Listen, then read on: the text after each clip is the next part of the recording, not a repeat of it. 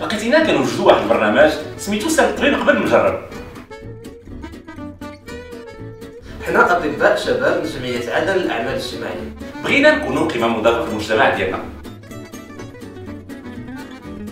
غنحاولوا في كل حلقه ديال هذا البرنامج نعطيو نصائح ومعلومات طبيه مبسطه وبالدارجه باش نقربوا بعض المفاهيم الصحيه من المواطن المغربي لكل مغربي ومغربيه كبار وصغار، لان الصحه كتهمنا جميعا.